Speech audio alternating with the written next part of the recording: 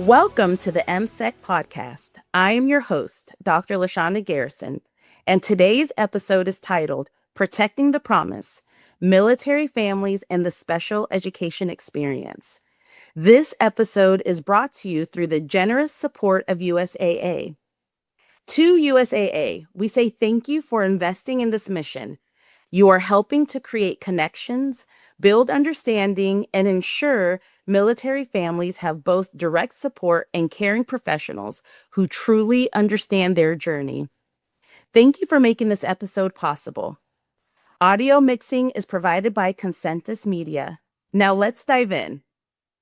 I'm looking forward to this conversation, and it is one that needs to be heard as far and wide as possible.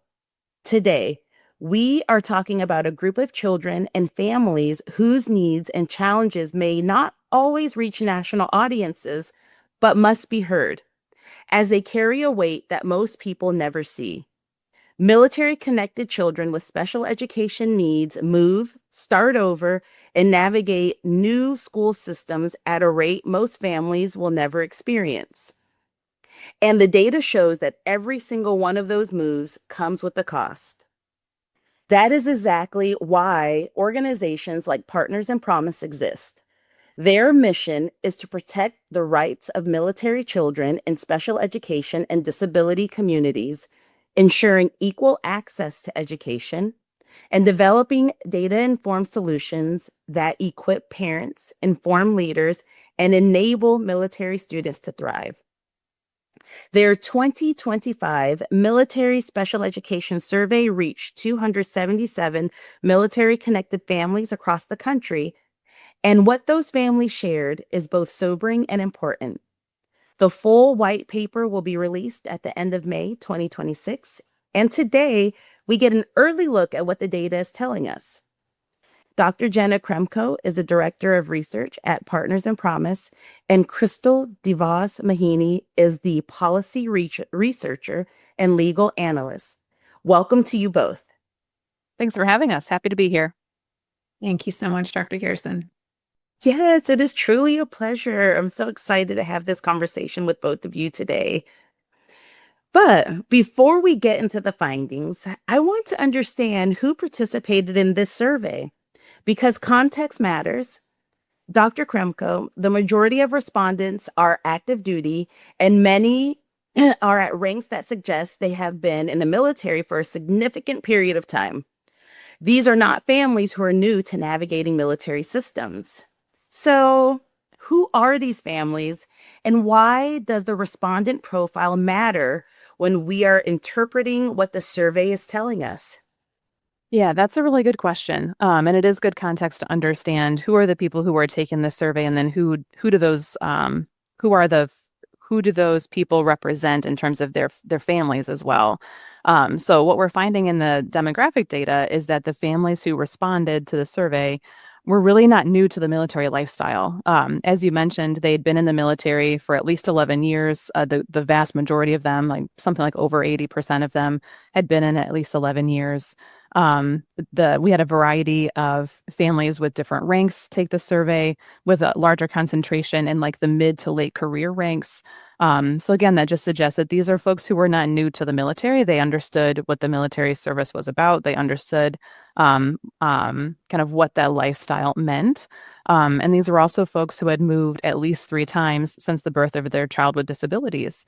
And so these were also not folks who were brand new to this idea of relocation either. They'd gone through the relocation process at least 3 times, changing schools, and they were still reporting some pretty significant challenges and barriers. So what that tells us is that there's something going on with the structure here that is challenging for these families. Something else that's important to point out in the data is that the respondents of this survey, which were usually the spouses, were very highly educated. About 75% of the sample reported at least a bachelor's degree or higher. which is atypical. Like that's a lot. That's a lot of education concentrated in this survey.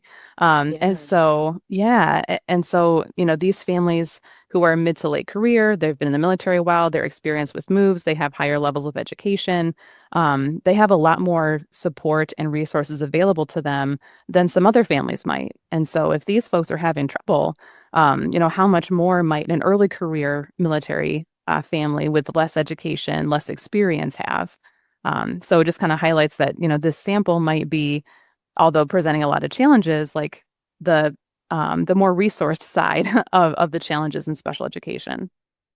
Wow, thank you so much. That is very illuminating to hear that the many of these families have the experience of being in the military, having the education to kind of support their understanding of how to support their child, but still they're facing these barriers. And yes, thinking about some of our younger, newer military families who may not have that experience, I can't imagine how those barriers present themselves to them. So, given that these are experienced military families who know how the system works, you said mid career, been in the military for a while, what does it say about the nature of the problem that they are still running into these barriers? Yeah, so it says that the nature of the problem is likely systemic. And something that we talked about at the Promise conference in February was that the solutions here are not just one-sided. It's not just the families who like aren't doing enough. Like they're doing everything they can with what's available to them to try to make a difference for their child, but there's systemic issues that need to be solved. And so, the school districts, there's some things that they can do to help families. There's some things that the military can do. And so we really need all three entities, the schools, the military, and the families themselves to work together to solve some of these systemic barriers. Wow, thank you so much for sharing that. Crystal, what has been your experience based off of the demographic that you all had participate in this survey? What are your thoughts? I think just as Dr. Krimko described, it's not discriminatory and it's not based on a lack of experience or lack of being informed. We have data that shows the more informed a parent is, the better the outcomes are for the child. But that doesn't speak to the systemic barriers that the families face. Each family faces similar barriers. They move state to state, CONUS to OCONUS, and back, and they face similar situations. They face similar challenges. So it very much speaks to that all military families experience this as a whole together, and it's not isolated to a particular demographic or a particular set of kind of military family, whether they're new, they're mid-career or late career. My husband's been in 20, what year is it? 23 years, and Wow. we've are embarking on our 8th PCS this coming summer. This will be our 5th state and 6th school district with a child with disabilities. So you Wow. think that I've got, sure, lots of experience, but I still face the same barriers and challenges that every other family faces, whether they're brand new, mid-career, or late career. Wow. And it's also, it doesn't matter rank either. Absolutely. Everyone is, as a whole, collectively, is experiencing some sort of barrier, especially when they're facing a transition, which is common to the military lifestyle. So it doesn't matter who you are, what you do, what your job is, young, old, been in the military for a short while, a long while, educated, uneducated. There are these significant barriers. And what I'm also hearing is that, experience does help in what you said earlier, more informed, better outcomes. But the fact is, there are these systemic barriers that still cause stress and challenges for our our military connected children and their families. If the family is going to send their child to DOWIA school, they still face challenges. If the family lives off post, Mhm. they go to the public school, they still face challenges because the public school districts outside of the installation, we don't necessarily get to choose where that is and where our children go to school. So we if a family has the ability to send their child to private school, can that school meet their needs? Maybe, maybe not. You just may never know until you get there. I'm glad that you brought up that piece of data because I see here that the survey found that 42% of families never or almost never have the ability to choose their child's school. And that says a lot. And so I think that that is a great segue to talking about the data. And one number that stood out to me when I reviewed some of the survey results of was that one about 42% of families not being able to choose, but also of the families who described that the different academic experiences their child experienced or had in the 6 months after a PCS and what happens when they do PCS. I'm thinking about you and your family, Crystal, that the majority of families reported some sort of regression. So, not a plateau, but a regression. So, I want you all to walk us through what the data tells us about student regression and how does that happen um, in these different cases that you saw with the survey results. Yeah, that was something that the research team was really maybe not surprised to find. It may kind of make sense, but shocked maybe is the better word to see it on paper.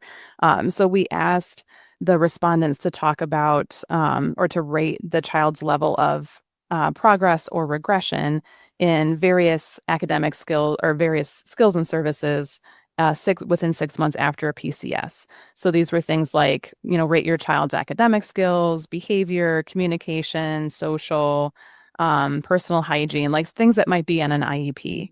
And what the parents reported was, well, there was, okay, so we asked them those different services. Parents had the option of indicating lots of progress, no change, a little regression, and lots of regression, or not applicable, like the child didn't need that service. And what we found was that when that service was needed by the child, parents reported regression in 7 out of 8 of the services. So the vast majority of the time, when these military families are moving, the military connected student with disabilities is facing some regression in their skills. And that was something that was just kind of shocking to us that it was very consistent within the data that they were reporting regression. Wow. The survey also captured how long families are waiting.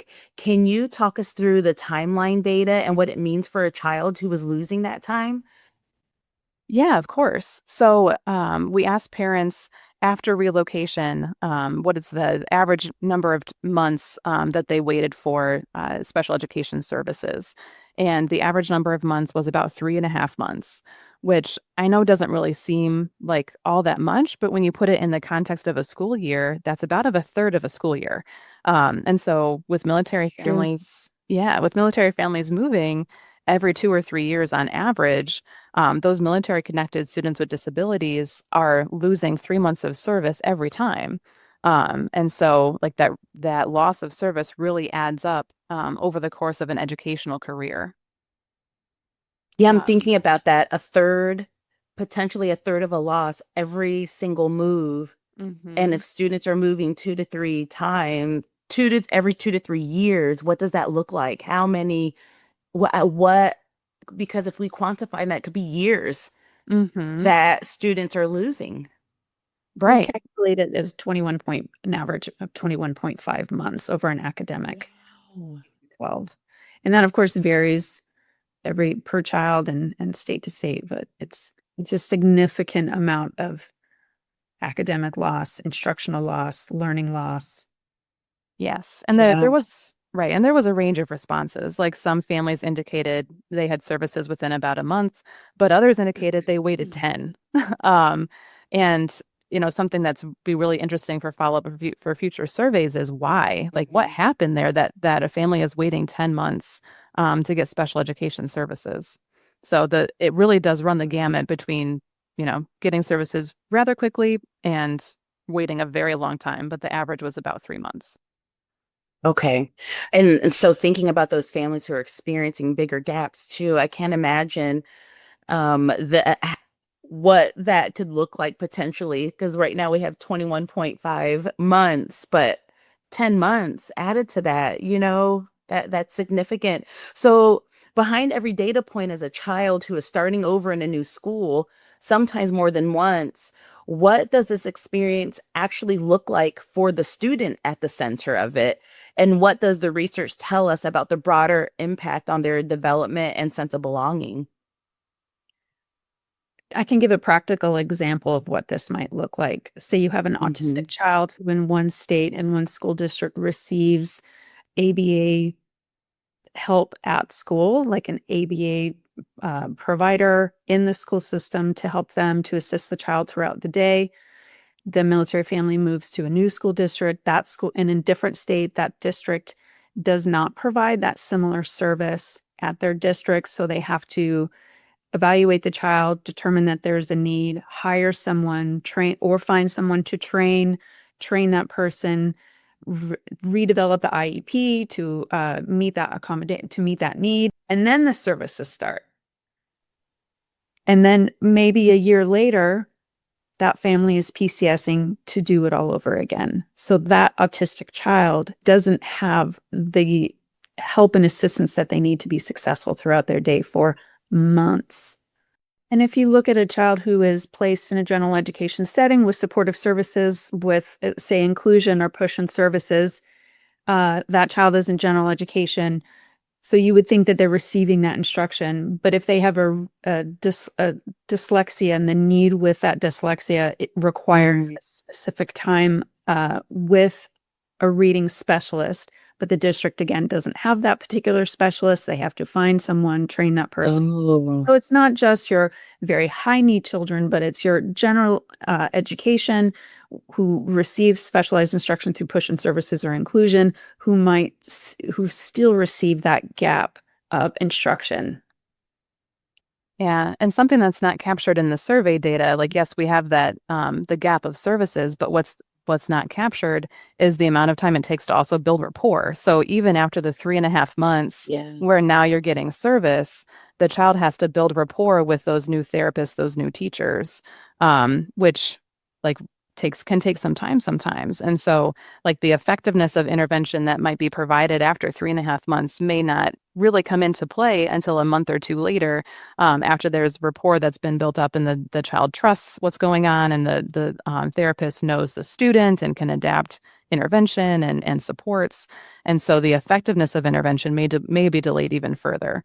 And again, that's not something that's captured in this particular survey, but that is something that we've seen in interviews with military spouses with children with disabilities, is that they mention this gap of effectiveness as well.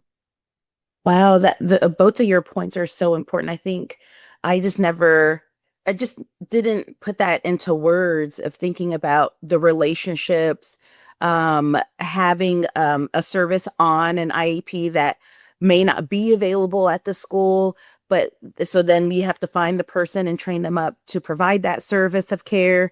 But then we also have the rapport, the relationship. It has to be built for the child to learn and for the quality of service for the child to receive. So it's very nuanced.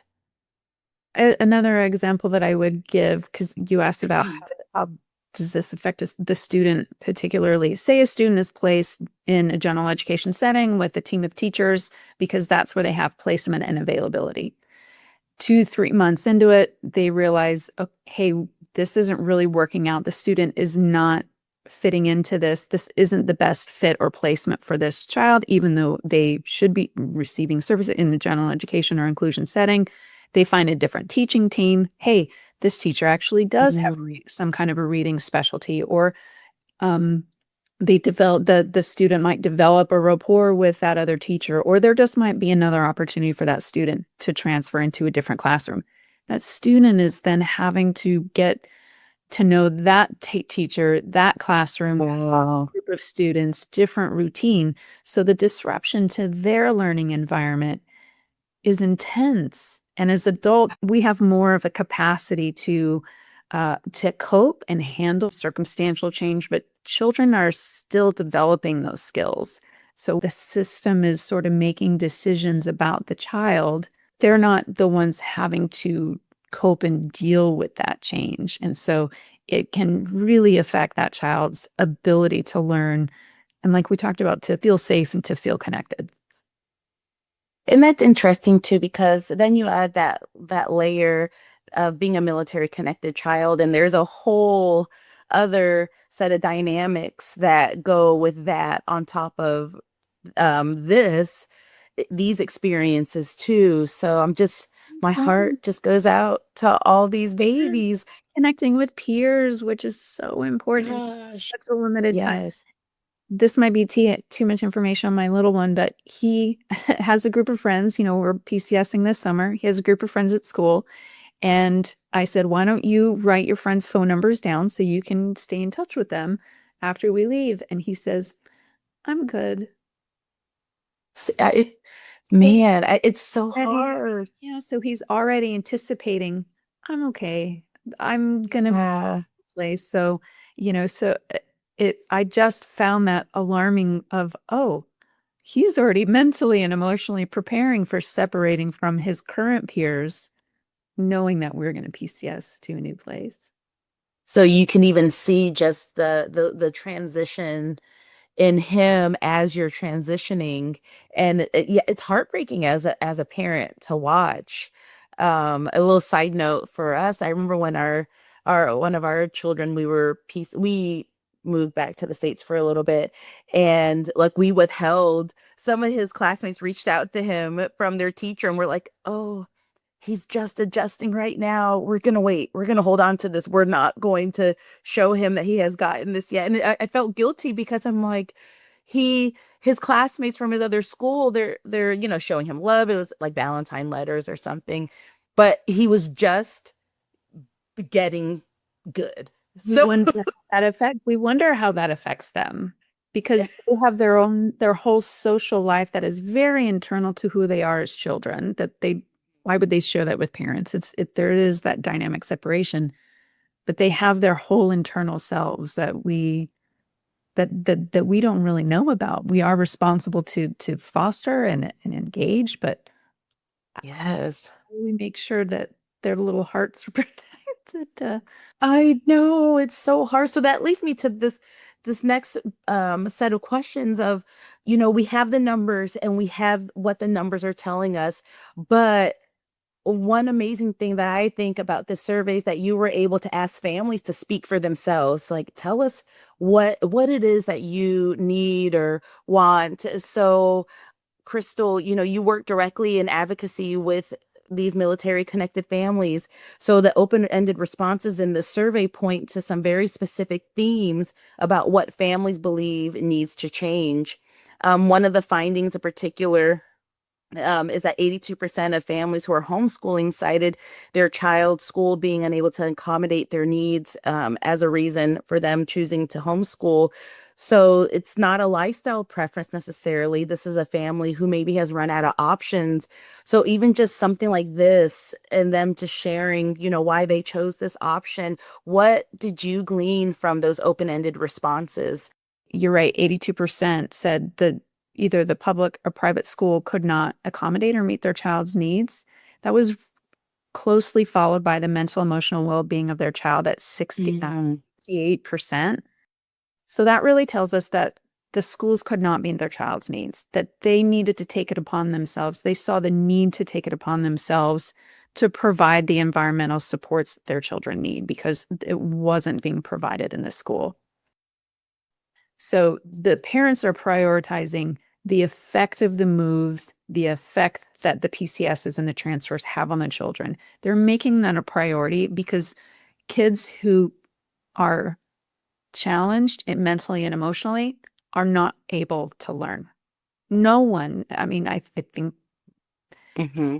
maybe that's a human factor. If we're dysregulated, we can't learn. So if families are seeing this over and over again in their children, they say, okay, then we need to make a different decision and create an environment that is helpful for my child. One of the coolest things that I learned about homeschooling families is that it doesn't look the same for anybody. It looks different for absolutely everybody. Oh, wow. It's not this idea of, mom and the kids at the dining room table with cracked books and a notebook and a pencil. And, it's that thought or picture that we have in our brains. It looks different for everyone. There are organizations and schools dedicated to serving children with disabilities. So say if it's considered homeschooling, but say if a child goes to a clinic to receive academic instruction throughout the day and then tutoring on top of that, that is a possibility.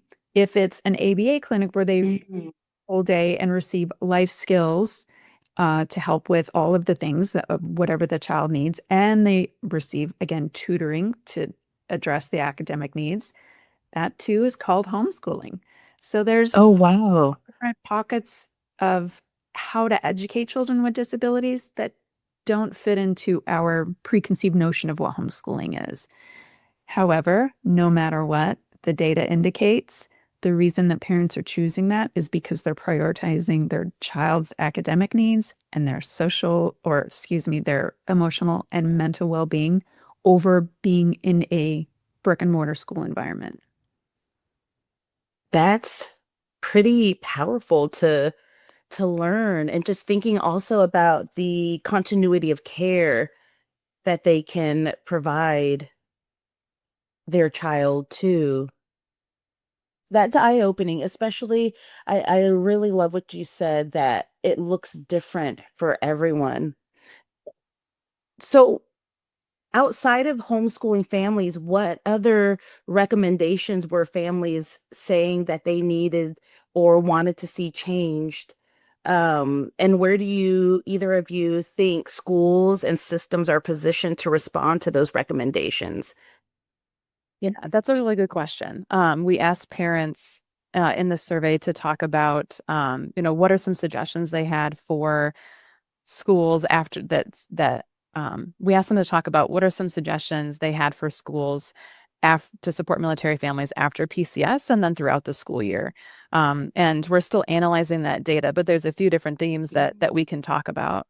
The first one is communication. So a lot of parents just want as much communication as possible about what's going on at school, communicating with the family, ideally ahead of time, before the family actually physically moves, so that they're able to schedule like virtual IEP meetings or some kind of virtual transition plan, so that when the family gets to the new location, they can just hit the ground running and start doing, and not have to wait to schedule meetings, to then wait to have services, but to try to get ahead of the ball, and get those things scheduled ahead of time. A lot of families also mention advanced enrollment, so allowing military families to enroll in a school before they have a physical address. My daughter is in kindergarten, and we just went through that process last summer of like all the different documentation you need, and I thought I was going to go crazy. Like I can't imagine having to do that so many times. And I just registered her for first grade, and same thing, we had to provide all this documentation, which I completely understand, but there has to be some kind of flexible policy for military families who receive orders and then maybe don't get to the new location to have like a tax document or to update their license or whatever for a few months after they get there. So that was something that parents mentioned. They also talked about some specific training for educators. From our survey, we know that the majority of families live within about 20 miles of their installation that their service member reports to. And so it might be just good policy for schools within 20 miles of a military installation to at least have a few point people who are trained in military culture and lifestyle, so that they understand what the military families are going through. One of our previous reports from a couple years ago, we surveyed educators, and one of the main challenges that they reported having was addressing the social and emotional needs of military students with disabilities. And in part because, they've gone through this huge transition, the children have gone through this huge transition, and they're having trouble, adjusting, not just because it's really hard to have change, but also because it's possible that their disability may make it even harder for them. So if you have an autistic child, they might have even more of a difficult time with transitioning, with change, because part of that diagnosis is liking things to be more consistent. And so the educators were reporting that they had difficulties kind of managing some of those challenges with these students. And maybe that's because they didn't always understand what was going on at home and how the military lifestyle may be impacting the student's disability, like how much more difficult it would be to transition, or how much more difficult it might be for a student with disabilities to have their service member be deployed or be on a training or something away from the family.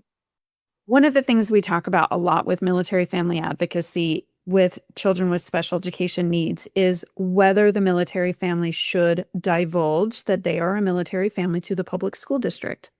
Oh, okay.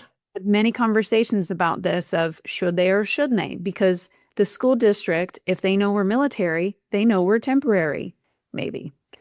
Unless you live in a place like I do in Savannah, Georgia, where it's absolutely gorgeous and maybe people might want to stay. But because of that, they sort of treat us like we're temporary. So if they delay evaluations, if they delay processes, if they delay services, they know we're leaving. Alternatively, they also know we're leaving. So when I get my outgoing, my transfer IEP, they know I'm going from one state to another. They can put whatever they want in the IEP. And then I move to the new state and they say, this is really robust. We need to evaluate to see if your child actually needs all of these services. Okay. That's part of the IEP.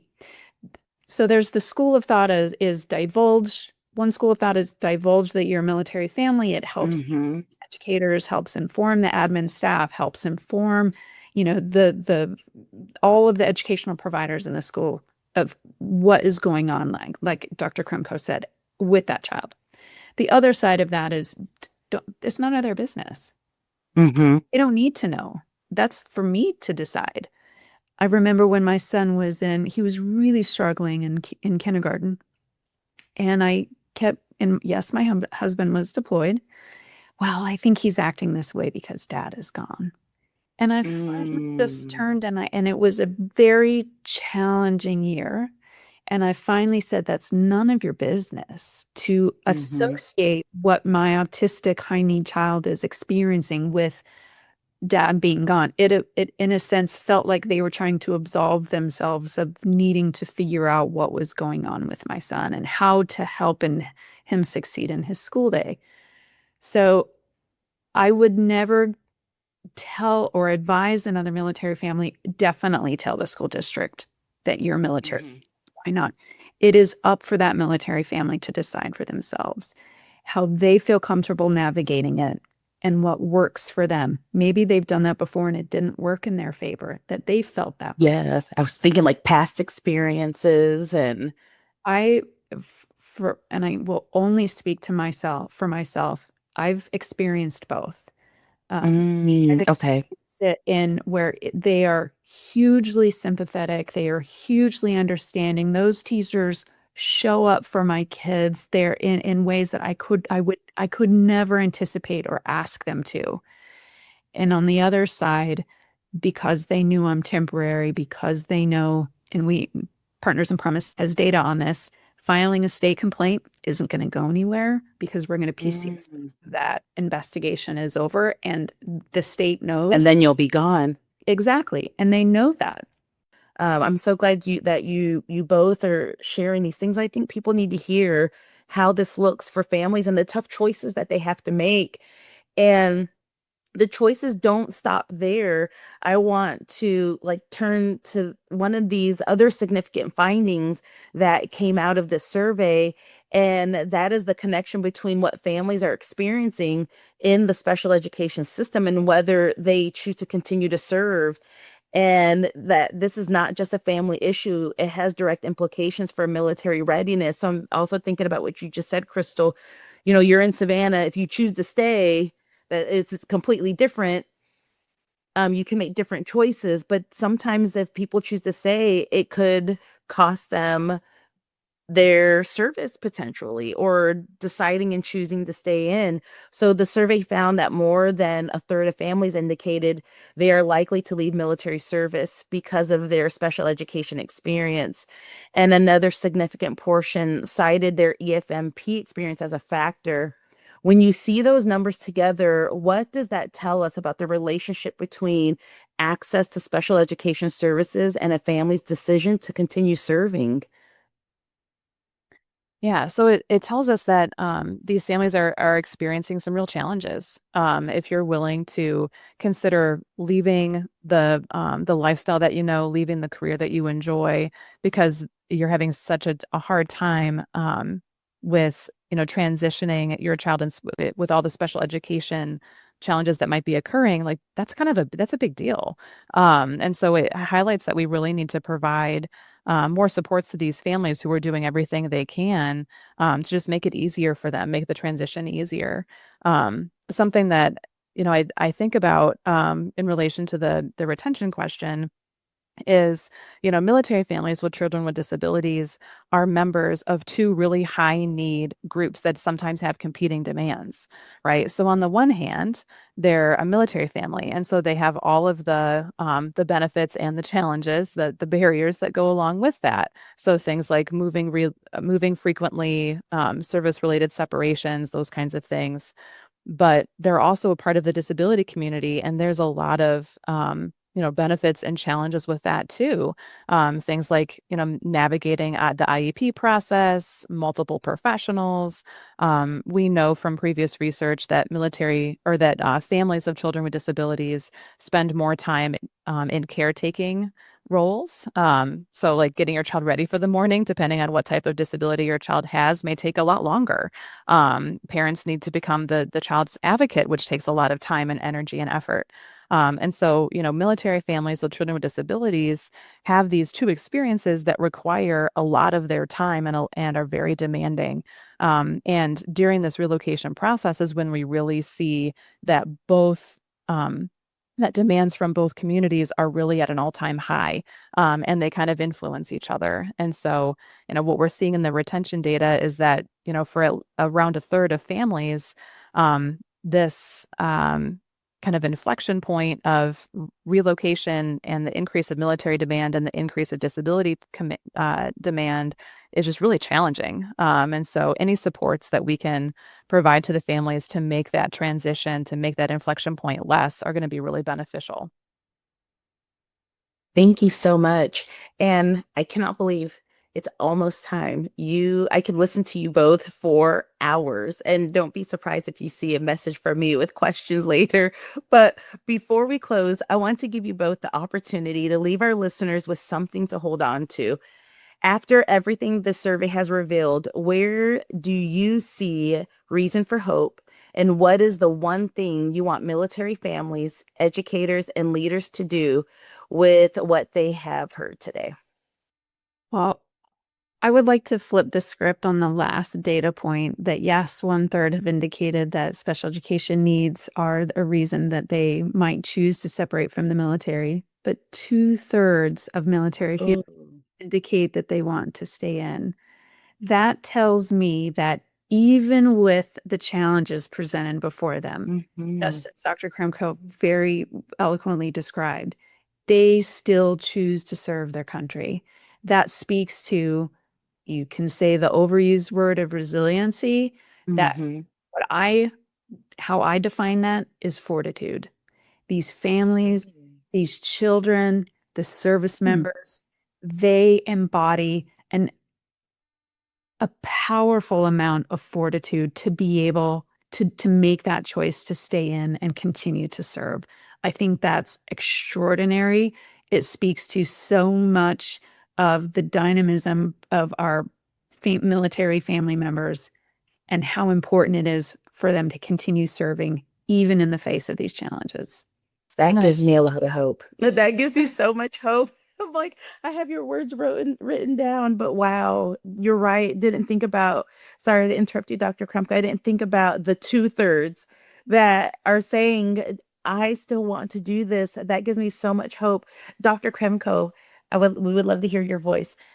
Yeah. So I was just going to say that there's not much I could add add to Crystal's comment, other than to just say, like, as a civilian, I am very grateful for the service that our military families and our military service members provide to the country. And it makes me, that's one of the reasons why I do this work and why I'm so interested in it is, these families are giving up a lot to serve our country, and they really deserve the best supports that we can figure out how to provide to make it as easy as possible. I don't have any illusion that it will ever be easy, per se, but there are certainly things that different stakeholders can do to make this not as hard. And so I hope that we can continue to make progress in that area. Thank you both so much. This has been an important conversation, and I'm grateful to both of you for bringing this information forward. To our listeners, Partners in Promise will release the full white paper based on the 2025 Military Special Education Survey in May 2026. We encourage you to visit their website at thepromiseact.org. Download the white paper when it is released and share it widely. The more people who have access to this research, the stronger the case for change becomes. To every military family who has navigated education services in a school that did not know your child was coming or waited months for service that should have already been in place, the data from the survey reflects your experience, and the results are a catalyst to ensure change. Dr. Kremko and Crystal, thank you so much. It was an honor. It was an honor to share this time. It was an honor to be able to hear your voice and to hear your passion for the work that you're doing around military connected families and children and the special education and disabilities community. Thank you, Dr. Garrison, and thank you, huge, massive thank you to MSEC for this opportunity. Happy to be here and happy to have the conversation.